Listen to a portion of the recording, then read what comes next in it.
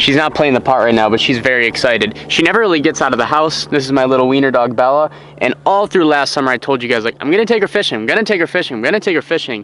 Then I got too busy and I never did. Actually, busy's just an excuse. I never did. But today is a different day. Illinois finally decided it wanted to be spring. To be truthful with you guys, over the last week, I've actually tried to film this video like 3 times now. I've gone pond fishing 3 different days, put in so much time, and never caught more than 1 bass per mission. My last attempt was yesterday. It was the last cold day, and I did catch this nice fish. Oh, there's one. It's a good one, too. Watched him eat it. All right. I knew this pond wouldn't be dead forever. That is a good first cast and a good first fish. It's my first really good Illinois pond bass of the year. Knew I had to go back to this pond.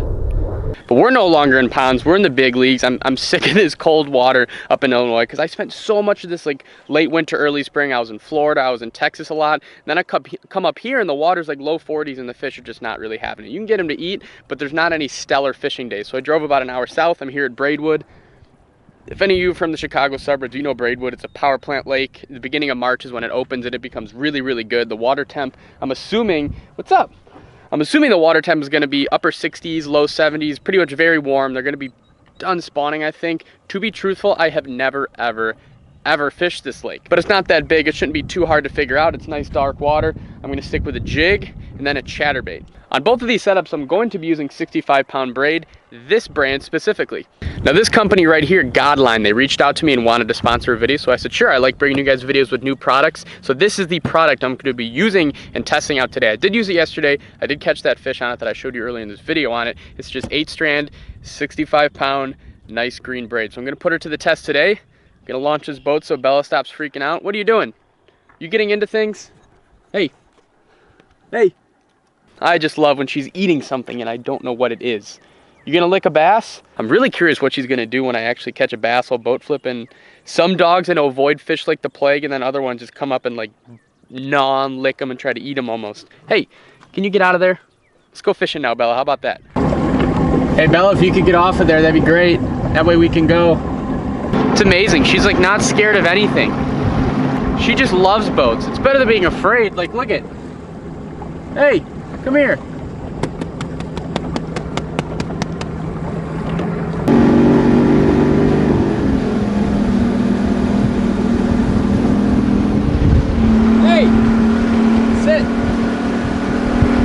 Go.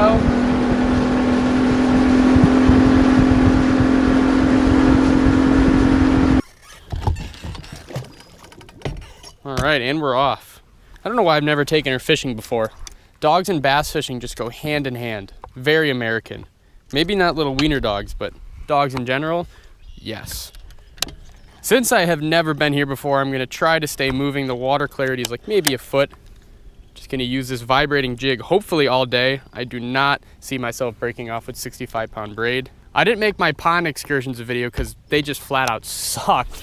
But one very important thing that I learned from those pond videos is how effective that braid is when you're fishing with a chatterbait, because I've said in many videos before when I fish with lipless crankbaits, you guys know how much I love using braid with lipless crankbaits, because unlike with fluoro or monofilament, when you get that lipless crankbait down in some grass, a little bit of bottom muck, whatever it is that's stopping it from working effectively, if you have braid on, you could just rip it right out of that stuff and free it up really clean. This chatterbait is the same way. A lot of the ponds I was fishing had like so much dead matter on the bottom from the winter.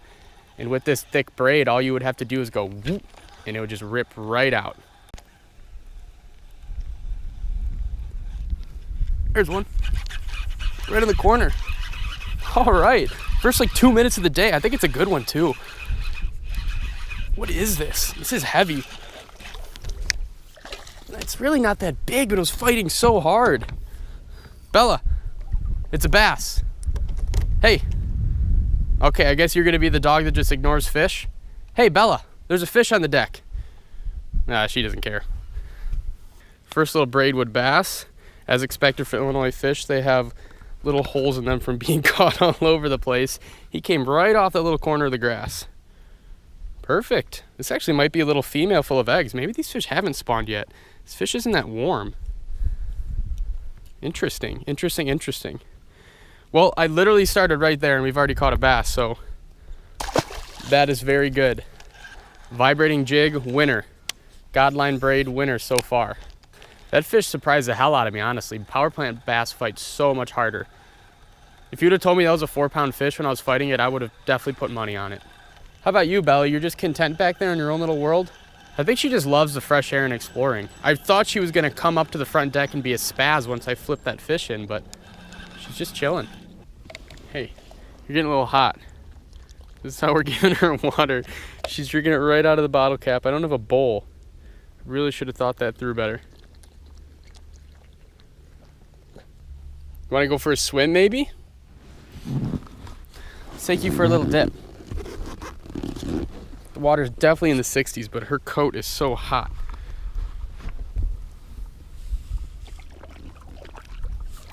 Not a full dip because that water is cold. Feel a little better? A little better? Haven't had another bite, but I'm really trying to figure these fish out. I mean, I caught that fish off a little point in the reeds, but as you guys can see, the whole damn lake is reeds, so that doesn't really help. Are you reading a water temp? What do you got? I didn't link up my graph or anything. 63. 63, thank you. Well, we just talked to that nice guy right there as we were passing by. He told me a couple main things. One, water temp was 63, and two, he's been here all day and only caught 2 fish. So I don't really know how to take that.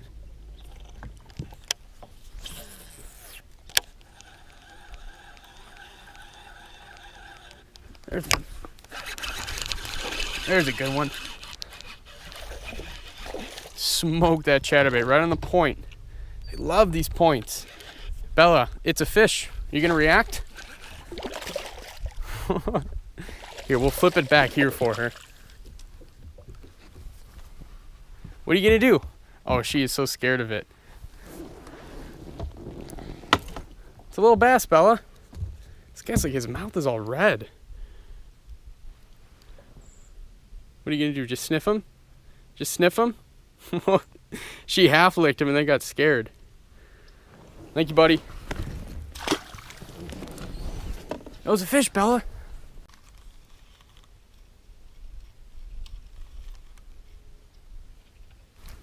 There's one. Oh, this is gonna be interesting. Okay, 65-pound braid and summit. How are you gonna do? Ah, it's too high. It's the biggest fish I've had all day, too. Oh, now the braid is cutting into the wood. Let's see here. What's the best way to go about this? The problem is the braid is cut through. You know what I can do? I'm just gonna go around. That fish is pegged well. It's not even that big. I'd be willing to bet there's a bunch in this log. There's no way I'm catching them after this debacle. This is so dumb. If this was a tournament right now, I would be just, woo! There'd be some swear words, there would be some freaking out. This rod and this line can easily lift the fish over. The problem is the line is like cut into the wood there. Oh, this poor fish. It's just sitting at the surface. Yeah, there we go. Again, not that big. Oh, Bella. Belly, what do you think of this? Okay, now you're gonna lick them. Now you're gonna lick them all over. Yeah, we're way in the tree. Okay, now you warmed up to bass a little bit. Now all you want to do is lick them. This is the biggest fish of the day, not by much. It honestly looks like a spawned out female. Or a female that is trying to spawn. Want to kiss it goodbye one more time? Yeah, your breath really can't get any worse, so what's a fish gonna do? All right, that was really chaotic. That fish, the line got wrapped around right here, and it got like really stuck. So there was no way I was ripping that fish over the log. I wonder if dogs like the taste of bass like that, because I've never met a dog, or actually, no, I've met one dog, but I've seen way, way, way more dogs, and if they see a fish in front of them, they'll just keep licking it and licking it and licking it. Oh, that was so cool. Oh, that was the coolest fish catch ever. That was so freaking sweet.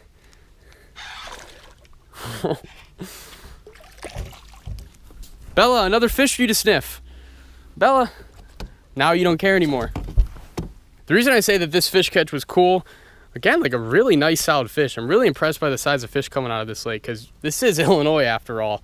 But I pitched it right up beside that bush and I saw a huge, well, not huge to me from when I was seeing it because it stands out so much from the sand, but this fish was up and like right on the bank and he shot like 3 feet over to it and just crushed it. I don't know if this was a male like guarding a nest or what, but thank you, buddy. Like that fish was so obvious against this like sandy, chalky-ish watercolor. That's 2 fish for the chatterbait, 2 fish for the jig. Bella, what was wrong right there? Right when I thought I had you figured out, right when I thought that you loved smelling bass, doesn't even react again. I'm thinking this jig might be a little better because it's way more subtle than a chatterbait. Usually chatterbaits excel just like spinnerbait conditions, kind of like windier, cloudy when the water's more broken up and they can't see very well. This is flat calm. Ooh, I think that was another one. Honestly, a Senko would be best right now, but I don't know the lake and I'm trying to cover water. If I knew the lake and was trying to pick a lure that I thought would give me the most chance of catching the most fish, Senko 100%. But I like to move fast anyway. How many times have you guys seen me fish a Senko on this channel, if any? Another thing I wanted to point out is that I really like this braid a lot. It casts really smooth, it's supple. Definitely gets 2 thumbs up for me, but the biggest thing about it is that it's 8-strand braid. It's not 4-strand. If you guys have ever like tried to compare braids or have looked at it and ever had a decision and didn't know which type of braid to buy, always go with 8-strand braid over 4-strand. It's way better, it's way stronger. 8-strand, 2 thumbs up for me. Well, folks, just switched the battery out. Bella, you want at it so bad, don't you? We got another one on the chatterbait. No, Bella. Jack has a dog named Benny, don't you, Jack? Yes. What kind of breed is Benny? English bringer. Does Benny like licking bass? I can honestly say I've seen a Bella wants this fish so bad, but this fish too is a pre-spawn female that is not, oh, she's barking at me now because she wants to fish. Bye, fish. Thanks for biting. So guys, this is my buddy Jack. He always calls when I need good luck and I always catch fish when he calls, as proof right here. Oh my God, Bella is now pawing at the boat because she wants at that fish. So Jack, you have a dog named Benny. Does Benny like licking fish? Have you had him on the boat? I have not. He has not seen a bass. He's not seen a bass. Bella was apprehensive at first, but she was like pawing at the water wanting that fish to come back. Basing off of how Benny handles squirrels, he'll probably not let that fish swim again. I'm honestly pretty impressed with this lake, guys. I mean, like for a lake in Illinois, I really cannot believe I have never fished it. Like all through high school, it was only an hour away. The whole pond has great vegetation and cover all the way around. Definitely gets a ton of pressure, but the fact that I've been able to catch 5 today definitely is a good thing. Isn't that right, Bella? She is like frantically looking for this fish. I'll catch another one for you, Bella, don't worry. Back in the boat. She's just fearless. Me and her are having a great day out here. She has not whimpered, barked once. You guys have to understand, this is a wiener dog. Wiener dogs typically have like horrible separation anxiety. They just freak out a lot. They cry a lot. They need attention. This whole time I've been fishing the front, she's just been chilling back here. I've had to give her water a good amount of times, of course, but she's being a trooper. You know what else is being a trooper? The chatterbait, the jig, and the godline. I'd honestly, if you were to tell me that I was gonna come out here and catch 5 fish with how many boats that are out here, I would tell you that I'd be satisfied with that, to be quite honest with you, especially never having fished here before. I really like this lake, but I've noticed that I've only caught fish in a specific type of area. I know I told you at the beginning of the video that whenever you're on a new lake catching fish, you gotta always clue in on what they're on. Almost every single fish has came off a piece of structure, but most importantly, they've came off like areas that are really close to deep water and little channels. This whole shoreline here was all way too shallow. So I'm moving right now to some deeper areas. Hopefully we get to have Bella sniff some more bass over here pretty soon. Look at this, you're pooped. Bella, we're at our next spot. I need to go catch some fish. I think all this time outside has done her in. She is just dead. She would sleep on me this entire afternoon. She's gonna be dead on the car ride. She's actually gonna sleep well tonight. Bella. Moved my hand, didn't even care. She just went right back to bed. We got some more fish to catch, Bella. You've been on a boat all day. You finally get to run and you just want to sit down. Let's go home. We had a great day of fishing out here on Braidwood. This parking lot was absolutely filled. There's people parking on the grass. A good amount of them are gone at this point. I want to give a big thank you to Godline. You guys can click the link down below and check out the braid for yourselves as you would like. They have all sorts of strands, all sorts of pound tests, all sorts of sizes of spools. Today I used the 8-strand 65-pound test and it was muy bueno. I might be coaching a little high school tournament out here in a week or two. Might be. It's still not definitive quite yet, but I really want to. Come on, Bella, let's put you inside.